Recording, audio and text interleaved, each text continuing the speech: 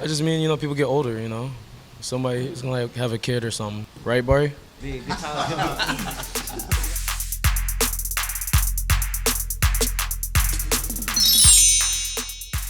Hello, you're watching Enemy. I'm Jordan Bassett. We're here in Los Angeles with the mighty Brockhampton, the biggest boy band in the world, figuratively and literally.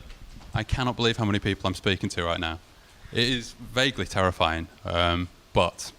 You're doing so good. I know you're friendly. I've seen you playing with Puppies now. I couldn't... the best. I couldn't doubt it. So we just gave Brockhampton a load of puppies for their Enemy photo shoot. Did you enjoy that experience? Was that all right? I made a lot of friends. Oh, yeah. I made a lot of friends. I really needed that, man. Thank you so much. Best photo shoot ever. Good puppies. Jabari said over here. Okay, if you were to rate that experience as if it was an app and you were rating the experience, how many puppies out of 5 would you give it? 5 puppies out of 5. 5 puppies. I give it 10. 10 7 puppies out of 5. That's impossible logistically through the app process. Okay, all right. Moving swiftly like on. 5 puppies or something. Okay, we've got Barefaced, we've got Dom, we've got HK, we've got Jabari, we've got Joba, we've got Kevin, we've got Matt, we've got Merlin, we've got Robert, we've got Ramil, and we've got John. Woo! So we are here because your new album, Ginger, is coming out at some point this month. We're sort of on the second week of August now, and the release date is still a mystery. Would that be fair to say? Wait. Or do we know? Before we continue, we want to shout out our brother Kiko. Kiko the King. Good looks, man. Miss you, Bop Kiko. Love you maker, so much, Kiko. The legend. Where is Kiko? On his way here. Yeah, he's on his way here. Flying in. Great. Okay. So Ginger, so it's the second week of August now, and you've kind of driven everyone mad by telling them it's coming out at some point this month. Where are you at with it? Because I know you work really close to the wire, but is it done or what? Is it done? Yeah. Is it done? Yes, it's done. Oh wow. Okay. Great. Okay. So I thought that you were all living together again now, because you live in Texas together, you live in LA together, but some of you are living together and some are not, right? Yes. So who's living together? A couple of us have paired up together. A couple of the musicians, like myself and my brother Merlin, Joba and Bareface, Romil and Ian, and we have all the creative guys living together in a hub where we all sometime live there all together. Nice. Okay. Sometimes I crash on the couch, just like old times. I'm on the floor, somebody in his room. I would say when we're like working super seriously, more often than not, we're just kind of crashing together anywhere there's space. Because when you get in that zone, you kind of just want to stay in it all the time. Yeah. And it like me speaking for myself personally, I get like serious FOMO if I leave like the studio when everyone's working, and like I don't want to. Even though my house is like 5 minutes away from where we work, I get like really stressed because I'm like, fuck, I wonder what they're making right now. I should be there. And I feel like that goes for most people. It's kind of like a safe house in Grand Theft Auto. That's okay. Great description. With like microphones and synthesizers and all kinds great. of stuff. Ramil, you mentioned like sort of being in that zone, when you're kind of like obsessively working. When you're in that kind of like zone, collectively, all that, how long does that last? Is that constant? Because that sounds exhausting. I wouldn't say exhausting. It's actually really fun. I guess it lasts until we're all satisfied with what we have, though, to answer your question. What are the benefits of kind of all living almost all together, and what are the drawbacks in terms of making music? Best part is just like, you have family there. You know what I mean? If you're going through something, you could talk to somebody in the house. That's like my favorite part, at least. And worst part for me is just the fact that I know it's gonna end at some point. I won't always like have this house to like go to. But you mean like in general? I just mean, people get older, Somebody's gonna like have a kid or something. Yeah. Right, Barry? It'd be a good time. It could be. You got something to say, Barry? No. Congrats, man. Congrats. Yo, congrats, Barry. Baby Barry on the way. Baby Barry on the way. Dropping soon. It's a hot fake tape, news. man. It's a hot fake tape. news. I read a good YouTube comment on I've Been Born Again. I got it here. No, it's nice. It's a nice one. It's nice. Cupid writes of I've Been Born Again. It combines the raw energy of iridescence and added some darkness. They said we added some darkness. They said we added some darkness? Yeah. Little sprinkle of darkness. I feel like iridescence is darker than that Same. song. I feel like maybe like the video could have made people feel like I've Been Born Again is darker, but I definitely think sonically Iridescence is a darker record. Yeah, okay. Yeah, I mean, I've Been Born Again, like, it definitely sets a tone, but I don't think that it sets a dark tone. I think it sets a tone that we're just doing something different. You know what I'm saying? But I think that's the most consistent thing about what Brockhampton does artistically is that it's never the same thing. You know what I'm saying? Like, yeah. Try our best not to. That's really Yeah, people like that on the YouTube comments Love as that well. line. That's a pretty popular dark line. That's a pretty dark line. So is that a sort of a taste of the rest of Ginger? What can people expect? Most of our albums go to a lot of different places sonically, and that's what's happening on Ginger. So I guess going back to that first question you asked, I think that's one of the reasons we led with that. It's like the whole record doesn't sound or feel like this, but this is a piece of the journey that you'll go on when you listen to the album. You know what I mean? Okay. So the rest of the album, would you say like tonally is similar, or is it, almost like we were talking about 1975 earlier, almost like a 1975 record where it's all over the place? Like this. It's a full circle. That's all. Okay. Yeah, it's like that. Like our first three too. Our first three are very like it's like a roller coaster. You hit all these different like types of sounds. It's a journey. It's my favorite stuff. Our live shows like that too. Yeah. Iridescence was kind of your London album. Would that be fair to say? Mm-hmm. absolutely. Yeah. I feel like there's been I a would little say. bit of London in our music prior to, especially with Bareface being in the group. Of course. Like specifically there's that breakdown in Jello that you did.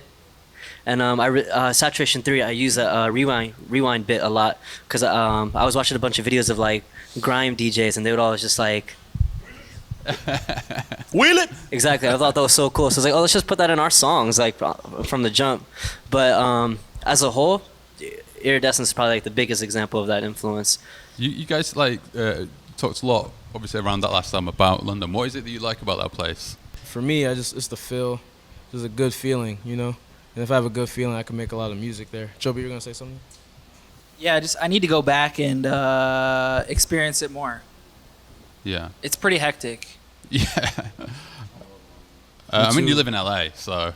Yeah, there's just something different about it, man. I LA's, think- it's the same. I was Really? going to say London's spread out too. LA spread out, so it is very similar. It's a different type of spread out, though. Which one?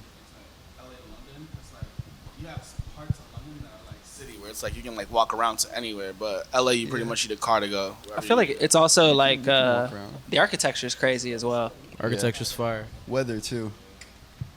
I remember like my fondest memory of London Yes. was Shout out to my just brother. pushing because we all worked in Abbey Road we never really left. Yeah. And around the time whenever me, Matt Maisko, and Andy Maxwell, two of the engineers there, we were mixing the record upstairs in another studio. And time is of the essence as always. Yeah. And I just remember I was walking down the street and got lost. And it just felt like a fever dream. Oh my God. And like I have this like horrible image and feeling burned into my soul when it comes to London. So I really need to go back there and make new memories. Okay, so reprogram that. Yeah. So Ginger, is that like an LA record? Do you think? Sonically? Sonically, yeah. Thematically, sonically. Definitely sonically, you probably could feel like it was made in Los Angeles for sure. Feels like California. Definitely feel. We're right. try- we're Feels trying to make a different summer pockets. record. Yeah. You know, like California feels like summer all the time, in a way. So yeah. I'll say there's always a lot of California in our records. I feel like, especially the first three, and then Ginger now. So you talked about this being a sort of like celebratory record and kind of like upbeat and sunny and happy. I think that this record is confident, like more than anything else. I think that everybody's really. To me, it sounds like everyone's really sure of themselves and sure of their abilities. Everyone, even like down to the production standpoint as well. Too, like all the places that the music goes, it feels like it's supposed to go there, not like we were just trying that and it happened to work. Yeah. You know what I'm saying? Like you Yeah, get those yeah. happy accidents a lot, and I feel like a lot of people think that there's some things that we've done that were happy accidents Yeah. that were more popular songs that we have. These ones, I think, though, are super intentional. Like this is exactly what we meant to do. Also, this is like we've lived a lot of life in the last couple years, and this is our 5th record now in 2 years. So there's like a lot of things you pick up as you just keep going, and as you get new experiences, and as you make more music and meet new people, and a lot of that is reflected in what we made. So how did the last 2 years sort of influence this record? I was watching this interview. I forget who it was. It was some artist. I wish I remembered, but he said, "It takes your whole life to make your first record, because Sure, up until that point, you're pulling from your entire life experience for that one record." And I feel like the last couple years, so much happened so quickly that in the moment, me personally, I wasn't able necessarily to like pull from that and put it in the music. And when it came time to make this record, I finally had a moment to be like, oh, okay, this is like what my life has been the last couple of years. This is how I feel about it. And then made music about that. Yeah, yeah. Because how long did you kind of like you have time off? How long did you like take to all kind of take stock and recalibrate? There was about 6 months where the group didn't make any music. Yeah. And during that time, I was writing my solo album. Yes. Yeah. So I haven't had any time off, really. But it's good. It's inspiring, man. It's like a lot of the stuff I was doing on that, I brought it over to this thing. So did you all feel a bit burnt out, or is it not that extreme? There's no burnout for me, because like this is all I have ever wanted since I was a little kid. I'm just giving my all every single day, you know? Right. I like what Dom said about it being a confident album, because we knew what we wanted it to sound like, and like we're standing by it, and like we're so proud of it. Yeah. Super proud It's of a it. beautiful thing, not to be like scared of what you're about to put out into the world, you know? Yeah. Well, I wonder, with the RCA deal, and that was a big deal. And what is it, like 6 records in 3 years? Is that the promise? It's something like that based off of what we were doing prior to signing, you know? Yeah, yeah. So Well, because I just yeah. wondered about that, like, if it was like, you'd all put so many years, so much grind into sort of getting as big as you did, and then you signed the deal, and I wondered if in a way that kind of feels like you crossed the finish line, like, oh, we kind of did it, and then it's like, oh, no way, actually, we got loads and loads of work to do. We want to reach more people, and we want to make better songs, and we want to keep growing as musicians. Right. And have the brotherhood become even tighter, with every album. I think that's like the main focus. So there's a lot of work to do, and the deal made things easier in a lot of ways, but also it doesn't feel like we crossed the finish line. When is the Brockhampton Old Town Road remix going to happen? Where is it? I feel like we missed it, Oh, no. It's over now. I love Old Town Road, though. That's probably my favorite song of the year. How big can Brockhampton get? I don't mean in terms of people here. We've got a lot of people here. But, what's the ultimate goal? You don't know no more, man. Fame is, like, on some whole other shit. So, like, you just got to put stuff out and see what happens. I would say. I agree. Fame that I was, like, obsessed with as a child that really doesn't exist anymore, so I don't know where we'll end up. Oh, that's interesting. What do you mean it doesn't exist anymore? Like, the amount of, like, hysteria that came with, like, being a huge pop star. I don't think, like, you could get that. Actually, you can, but I don't know. It's not the same. It's not the same. There's so many It's a people. different. bit It's a different different. level of it. Yeah. Yeah. Exactly. You kind of see everyone all the time, instead of like you used to only see people on TV and in like the little tabloids in the grocery store. You know what I mean? Right. It was Nowadays, sort of more rarefied. you see everybody all the time. So when you do see that person walk on the street, it's still significant. It's just not what it once was, which isn't a bad thing. It's just everything changes, and we all adapt to that. Also, what's cool is you can't really control it anymore. The power is in the people's hands, and like if they like something, they'll push it, and it'll be like an Old Town Road situation. So Right, yeah. And that was part of the fun of that, is it was just like 2 kids who made a song and it kind of took over the world. the audience is a part of like everything now. You know what I mean? And like that's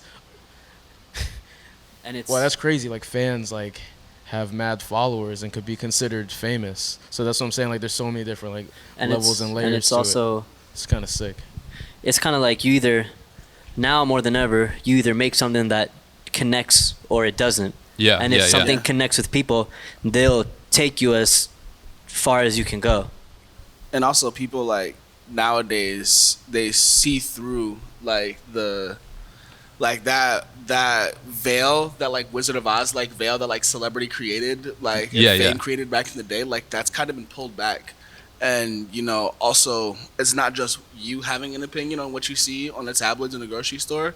It's like everybody in the grocery store telling you how they feel about it at the same time. You know what I'm saying? Right. So it's like really, really interesting in regards of how dialogue works now. You know, so Yeah. it's a totally different world for sure. But I think that in regards of how far Brockhampton can go, it can go as far as people want it to go. You know, Okay. like in regards of like the people who really, really, really love us and want. And how the much world to better be can the part of it. music get too? Yeah. And the videos and the live show, like how much better can we get? I think it's on us to like just go harder as a group. You know what I mean? Yeah. Excellence is the bare Yeah, exactly. minimum. And deliver like what we think should be included in the genre right now. That's great. Right. Yeah. It's up to them, and it's also up to you. Brockhampton, thank you very much. Thank you. Bless you. God bless. Thank you.